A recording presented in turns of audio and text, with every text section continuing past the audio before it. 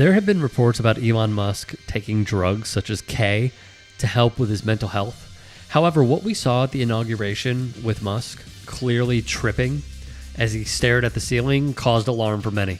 One thing that's really interesting about Elon Musk, at least today, in the day that we're talking, in the minute right now, is that while he's trying to do all these things that you would at least think have some sort of influence on how he's going to run his business and some overall profit that he's planning for the future on, like, if he can get the right contracts, if he can get the right H-1B visas from Trump and just get his blessing to move his business however he wants, then I think anyone who is like capitalist in their mindset can understand why he's doing that. What's hard to understand is that while he's doing all of this stuff, he's been lying to the gamer community about being maybe the number 2 or 3 gamer in the world in a very like in a very encapsulating game. Like, you need hundreds and hundreds of hours to even be good at this game, and he said that he was like top 3 in the world, and then he got exposed for lying about it. So it's like so super jarring that someone who's already the richest man in the world, that's going to be one of the most powerful people in the world with his proximity to... They're all high school kids. They really are, Dan, but Johnson brings up a good point. Musk touted himself as an amazing gamer, yet he wasn't. He just lied. The Guardian printed Musk would admit in a private conversation to account boosting, which is essentially getting a better player to play for you so your account is ranked higher. We're making it happen. Thank you.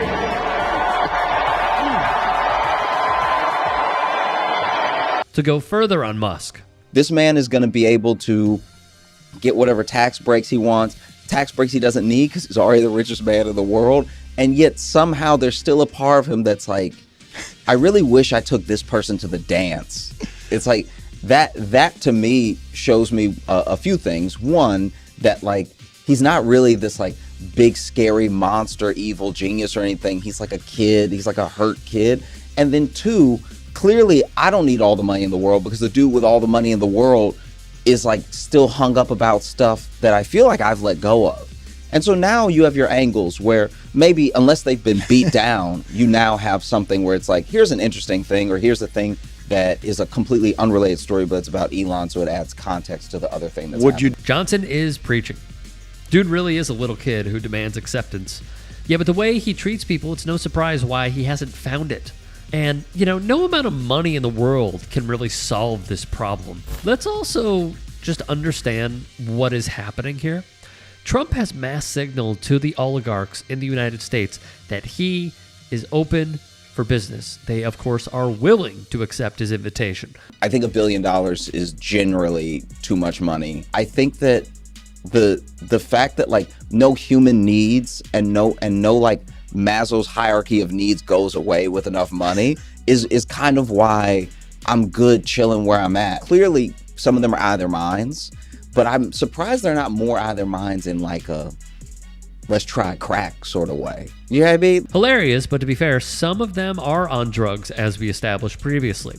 On the topic of billionaires just simply not needing this insane amount of wealth, a tweet from More Perfect Union shows the pay disparity between Jeff Bezos and some of those who work at his plants. In the video, which is captured likely from Amazon's own services, one male worker touts Bezos as being a leader and how this is the best place he's ever worked. Bezos can hardly even give him the time of day, as he says thank you and keeps it moving. These dudes need to be taxed into oblivion. Hey guys, quick break in the action. I have a new show coming out called The Rick Strom Show. It is going to be awesome. I'm interviewing musicians, athletes, producers, writers, journalists, authors, sports doctors. Go check it out at youtube.com/@TheRickStrom Show. Also be sure to throw me a follow on Instagram, Threads, Blue Sky. It can all be found in the description box below. Thank you. To me, Bezos is like the one who's the most gently trying to get in. Like he's got his like seat at the inauguration, but other than that, he's kind of chilling. And I think Bezos, among all of these people, is the one who like believes in space as the real option. Like I think he might dip. We may one day not see Bezos anymore. Wonder what happened. Just like that. And he's been on Mars for like a year. Okay. Like that's what I think about Bezos. What I think about, because he's really like the quietest moving of all these people. Even when he got ripped quietly. A fair point, though technically, he has conducted class warfare against his workers for decades. He can be silent, but his actions are loud as hell. And remember, Combs is charged with racketeering conspiracy, sex trafficking of victim one using force, fraud, or coercion, and transportation to engage in prostitution. That he was operating this criminal enterprise that was engaged in a whole set of illegal activity, but really we're talking about the exploitation and abuse of women on a large scale. So with that in mind, Combs' attorneys recently filed a letter asking Judge Arun Subramanian to order the prosecution to electronically produce videos of the freak-offs. And remember what these are, right? Prosecutors allege that Combs would intimidate, threaten, and lure women into these extended sex acts with male commercial sex workers using force, threats, coercion, that Combs filmed and recorded these freak-offs as a way to have collateral to use something against these victims. Johnson and Dan Le Batard also touch on Diddy. Diddy had parties. These were parties.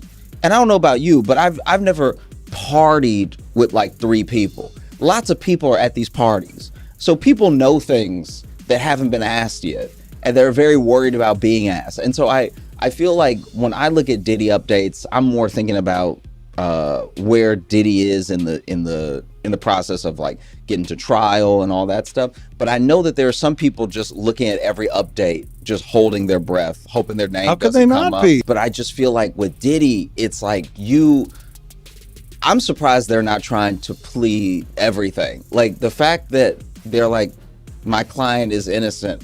Why would you say he's innocent? Another fair and valid point. He also brings up the Kid Cudi story, which is, in addition to everything else, insane. Take a look at this graph. This is the embodiment of who is running our country. This is who Republicans have enabled.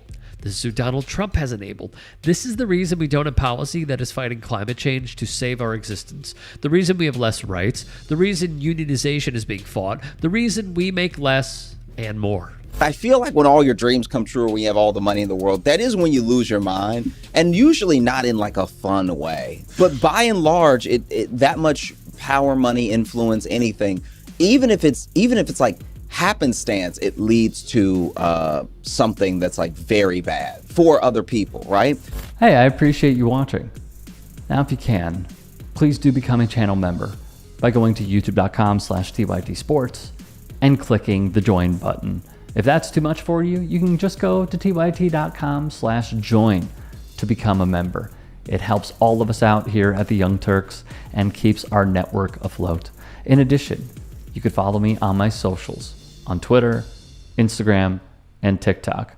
Appreciate the love. Have a great day. Calling out elite people in comedy should be the rule of thumb. I think Donald Trump's hair is actually another creature. Yeah.